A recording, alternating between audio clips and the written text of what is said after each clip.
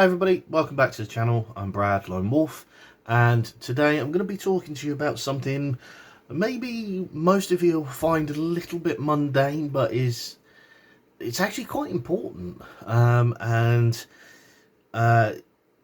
to talk to you about today is more of a preventative thing more than a cure, and that's really to help prevent blisters. Now, to help prevent blisters, having a good pair of boots, good fitting pair of boots is absolutely key, is absolutely essential. But on top of that, you'll also need to think about the type of socks you're wearing. And that's going to be the discussion of today's video. Now, I can already hear people say, well, what's wrong with just a normal pair of sports socks that I wear? Something like these. Now these are obviously very thin, and there is a reason I've got them this thin. Problem with socks this thin, particularly made out of cotton, if they get wet, obviously as usual they'll hold on to water. They will increase rubbing. They will make your life hell and increase the likelihood of blisters. Now, most people will start off with this, will probably completely disregard my advice, wear these and then live to regret it because they'll end up with huge blisters. I have seen it before, and I've got no doubt I'll see it again at some point in the future. Mainly because their boots don't fit properly, or secondarily because their socks are the wrong type. Now, as I say, in terms of thin cotton socks, please avoid them. I will come on to there is a use for them a little bit later on, and there is a reason why you would carry a pair of thin cotton socks like this. There are also thin liner socks that you can get, usually made out of either wool or polycotton. They are better to go for rather than just thin cotton socks. So I'm going to put these to one side and discuss their use a little bit later. So, what options do you have out there? There are actually a number of options. Some of these brands you would have heard of, some of them you wouldn't have heard of, some of the ideas you probably would have heard of as well, some of them you wouldn't have heard of. Most people's initial reaction, if I say walking boots, is to go for a pair of thick walking socks. Now, there's nothing wrong with that. If your feet are hardened, if your feet are used to walking in walking boots, there's nothing wrong with a pair of thick walking socks. If it's your first time out in a pair of walking boots, or any type of boot really, or really any type of technical boot really, you're probably still going to end up with blisters if you wear just a thick pair of socks like this. These happen to be wool, but if you happen to wear thick socks like this, you probably will still end up with blisters. I can't guarantee it, but you probably will. Now, these have been worn to death. As you can see, they've got holes in the heels, they've got holes in the toes. These are on their last legs. I will be throwing them out. I won't be throwing them out, I'll be using them for something else.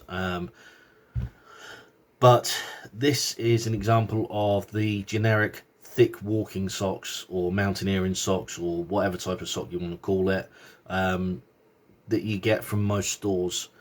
In terms of like I say, walking and hiking, if you're used to just one pair of socks in your boots and they're used to being thick, there's nothing wrong with these. You can obviously get away with this. Obviously, I'm not going to be wearing these anymore because of the great big hole there. But personally, I wouldn't wear these, and this is just, again, personal preference. If it was cold weather, then yes, I would wear these, but most of the time, I wouldn't wear these. I mean, just going off topic a little bit, I have got poor circulation in my feet, so thick socks like this, even on warmer days at the end of the walk, at the beginning and end of the walk, to me, these are fantastic. But like I say, let's go off topic slightly. As I say, if you're used to these will work, and most people start off going from something like that to something like this, and they will notice a difference straight away. Entirely up to you which one you go for. Moving on, put that to one side. Most people then move on to one of two different branches. I've gone down one route, and I'm actually really happy with the choice I've made. But it is all about choices.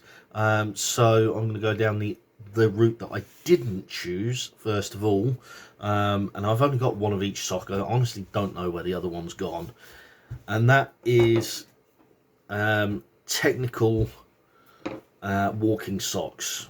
Now these ones each have a specific purpose. And like I said, I don't know where their partner's gone, but these are technical walking socks. And yes, believe it or not, there's a lot of technology and a lot of research and development that goes into socks, particularly this brand. All three of these are Bridgedale. This one is designed around desert and warmer climate walking. Obviously you can tell by the desert coloration, but also by the fact that it is very thin around the top, quite thin around the middle of the sock just there, with even thinner parts there just to help your foot breathe, because obviously you want maximum breathability and coolness in the desert. But thickness, particularly around the toes and around the heel where it matters. Now obviously a lot of people get blisters mostly on the heel, particularly round about there, and on the toes, underneath the toes, there or there, which happens to be where the extra padding is, which is where it's needed.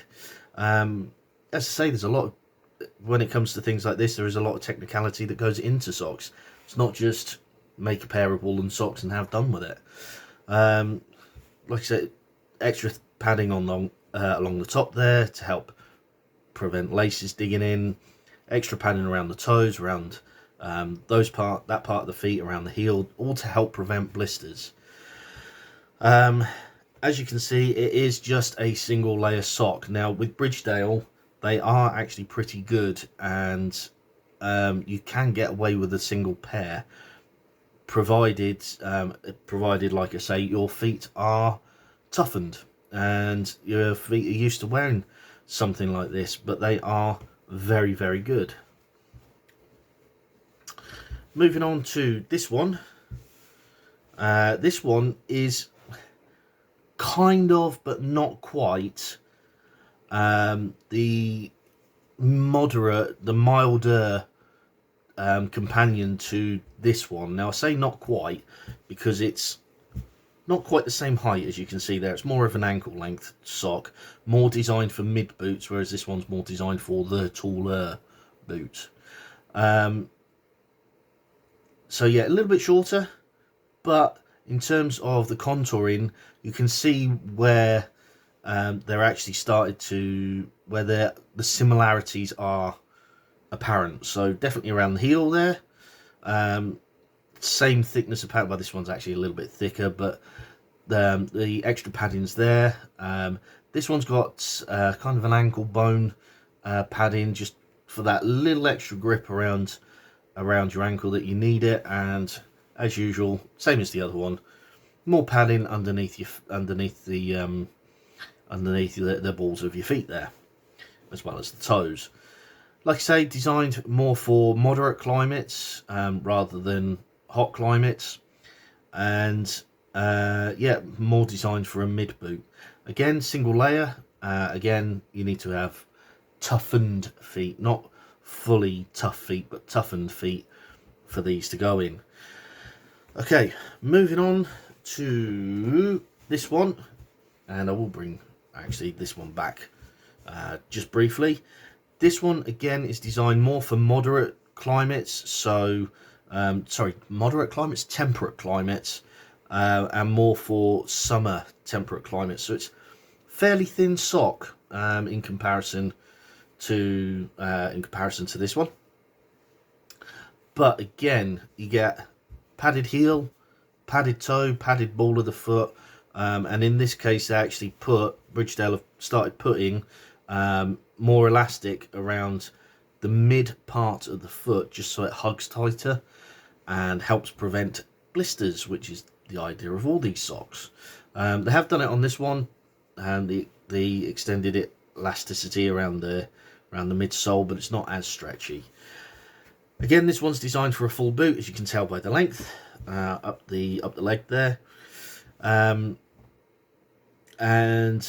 yeah, again, single layer socks, so you don't need to. Your feet need to be toughened up before you start wearing these. So, putting that one to the side there are a number of companies out there that just make socks. Bridgedale is one of them. There are other companies out there as well, but I think Bridgedale are the only company that concentrates solely on socks. By all means, if you know differently, make a comment, and I will stand corrected. Now, moving on, as I said, there's kind of two branches that people go down when looking at socks. There's the Bridgedale, like I just shown you, the technical socks, the real technical socks. And then there's the other way, which is the way I've chosen. It doesn't mean I'm right, and it doesn't mean what I've chosen is going to necessarily be right for you. But the route I've chosen is a double layer sock. Now, immediately the problem with double layer socks is that they are a lot warmer, obviously because there's more material. Now, where I said earlier that my feet get cold and I prefer the thicker sock, that is true. However, after a long walk where my feet have expanded, they've gotten very hot, and they're tired, double layer socks are just too much for me. I've got weird feet, in that 9 times out of 10 I will have cold feet and need a thicker pair of socks. After a walk where, like I say, they've expanded, my feet have expanded, they're tired, they're hot, socks like this are far too much.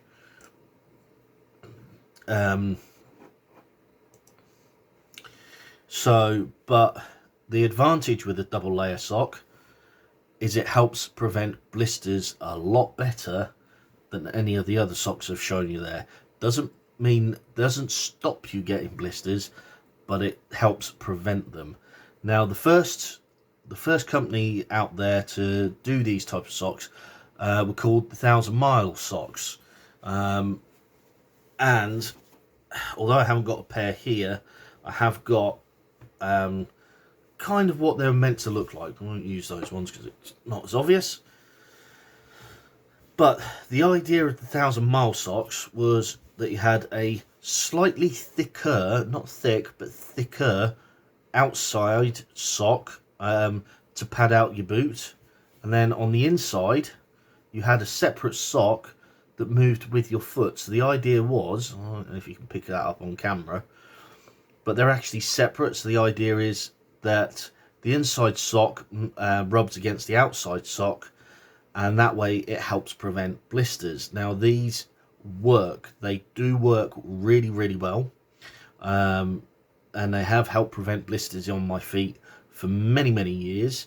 But there are, as with everything, there are a number of different socks out there, and the range goes from budget all the way up to premium, and obviously the more you pay, the better you get. So there's these ones. These ones are fairly standard, not quite as high as I like, but they are They are double layer socks. They do help prevent blisters. They're just not as high as I like.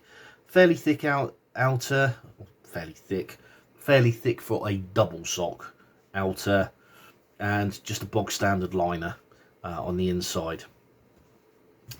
But they are only just over ankle height, so they're not that tall, they're not that high.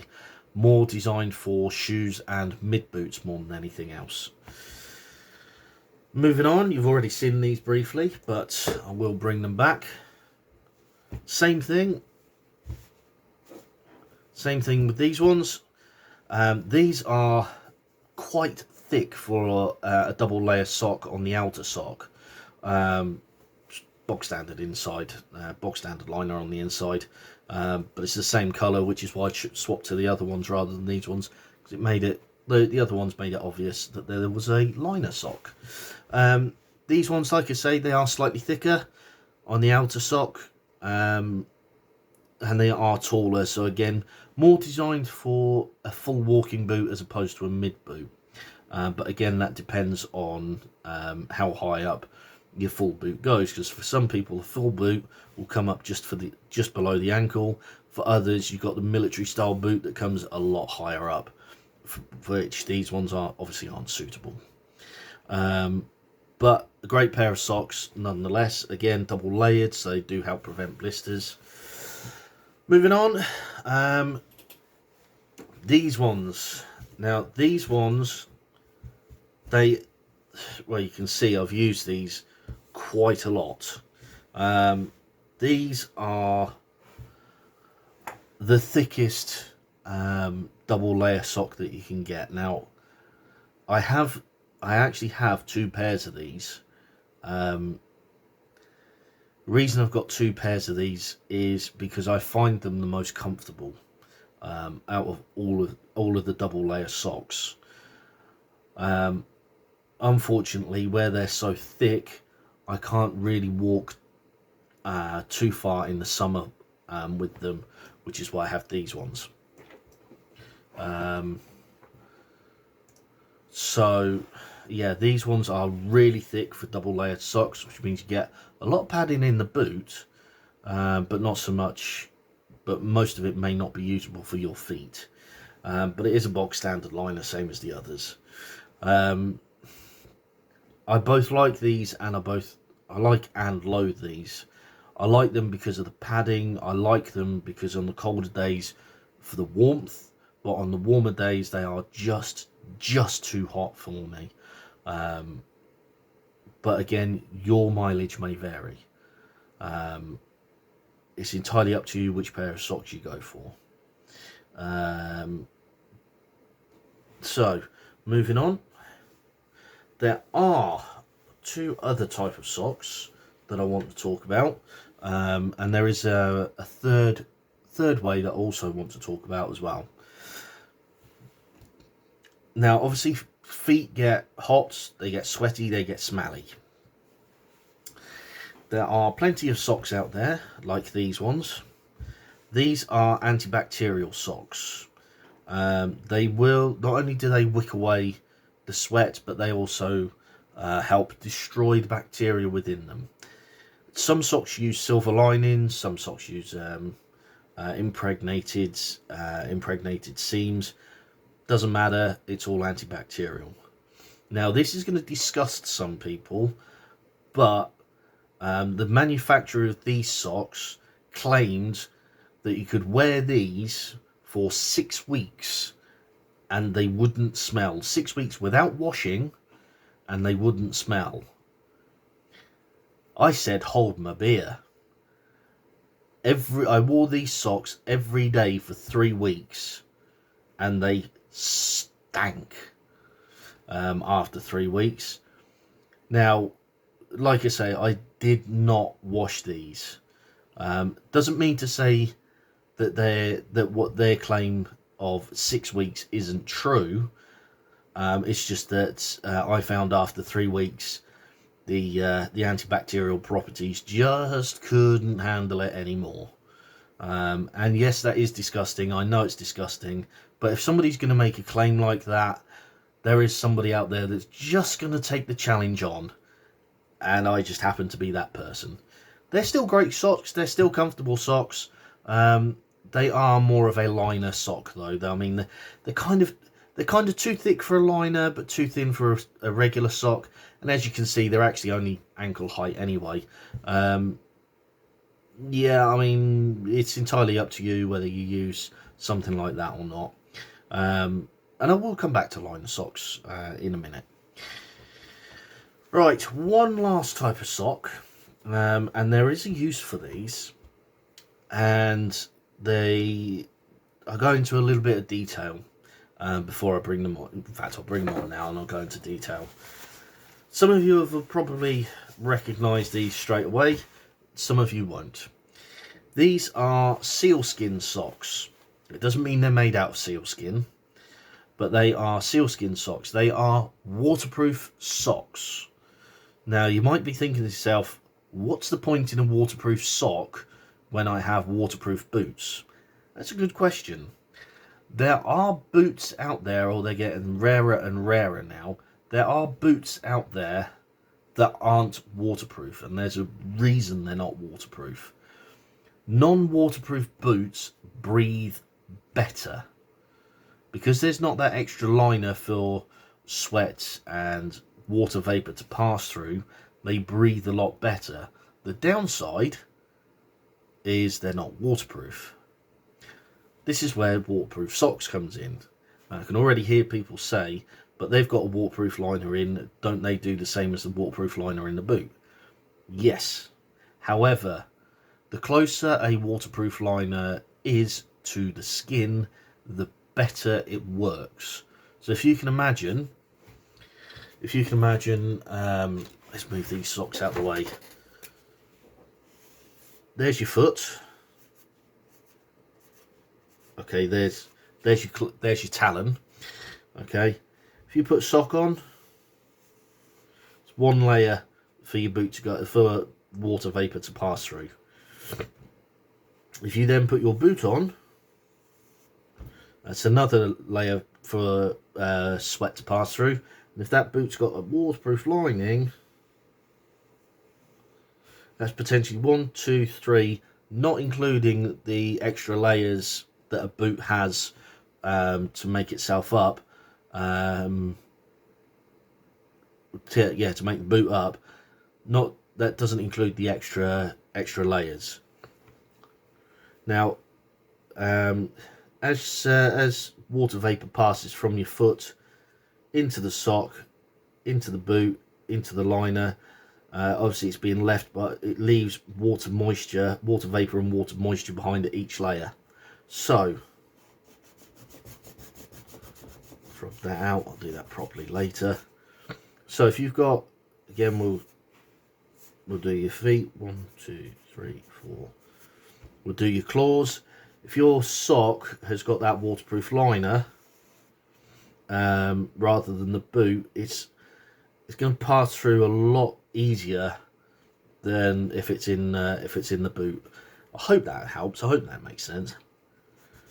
So again, just moisten that, get rid of that. So anyway, moving on to the waterproof socks. Problem with these socks is that they are usually not very comfortable when you first put them on. They do need time, they do require time to basically mould to your feet and become a lot more flexible. Once they are flexible, they are a comfortable sock, but they have limited use. If your shoe or your boot is not waterproof, these are obviously good in that they help prevent trench foot, foot rots, things like that. But like I say, it's one of those things. Do you need the waterproofing, or can your boots handle it? Do you need to be in a waterproof boot or sock in the first place? The other thing you've got to think about as well, speaking about getting your boots wet, these actually do dry out quicker than a soaking wet boot does. So that is one massive advantage of them. So yeah, there you go. There's your pros. If you've got a non-waterproof shoe or boot, you would wear these. They dry out quicker than soaking wet boots, and they tend to be a little bit more flexible than obviously a waterproof boot, because you can put these, you can wear these and swap your shoes out, your boots, whatever out. Cons to them: they are shaped, as you can see, so you need to get the correct foot size for yourself. You are conscious of the fact that you're wearing a waterproof sock. There's no way around it. They are comfortable, but you're just aware that you're wearing a waterproof sock. But yeah, those are the sealskins. Those are just one option, one other option for you. I do have these because a pair of boots that I have, a pair of mid boots I have, are not waterproof, and I deliberately bought them because they weren't waterproof. Because the idea was, at the time, I was supposed to be going somewhere quite hot, and I would rather have the breathability of non-waterproof boots over the waterproofing.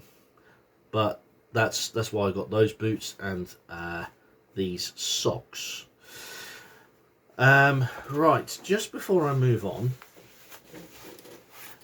I want to talk to you about sizing within the boots. Most people say that when you buy a pair of walking boots, you need to go up a size to take into account thick socks. Not always the case. Try, by all means, take a pair of thick socks along, or take the walking socks on when you go to buy a pair of boots. Start off on your normal size. If you need to go up a size, then you need to go up a size. But most people have made the mistake of buying boots one size bigger or half a size bigger, and ending up with boots that are too big because they've gone up that extra half size. Like I say, take your thick socks on along. Put the thick socks on whatever socks you're going to wear, and then try the boots on. That way you will know if you need to go up a size or not. Right, last thing I'm going to talk about, and I already know there's some people out there that's saying, well, can't we mix and match socks? Absolutely you can. There's nothing wrong with doing that. And the most common one I've found, most common way people have found around it, it's actually effectively their own double layer sock, and they will take a thin pair of socks like this. Obviously, like I say, these are cotton, but I just want you to imagine that these are liner socks, so polycotton more than anything else. And then they will take a thick pair of socks like this, and then what they will do is they'll put those on their feet, and then they will put those on top of the thinner socks. And again, there's absolutely nothing wrong with doing that. That way you can actually tailor the sock almost perfectly to your fit. I mean, let's take, for example, let's take these away for now. Let's say I had these as a pair of liner socks, and I took my Bridgedales as the outer sock. And you can absolutely do that. If you find that that one's too thick, then obviously you can swap it out for the thinner sock. And if you find that's too thick, then you go down to a liner sock and a very, very thin pair of the Bridgedale socks, which I don't happen to have on me. There's no end of combination of socks that you can take on, and it I know you're probably thinking, well, a sock's a sock. Well, I've just shown you that when it comes to walking, that's not really the case. You do need to find the right pair of socks for you. It might be double layer, might be a single layer, it might be a mix and match. It's something that comes with experience. I'm just giving you what I've found out for myself over a number of years, and like I say, for the most part, I do now go for double socks just because it helps prevent blisters. Doesn't mean to say it will stop blisters, but it just helps prevent them. Okay, I hope that's been useful for you. I really do. Thank you very much for watching. I do appreciate it. And I will see you next time. Bye for now.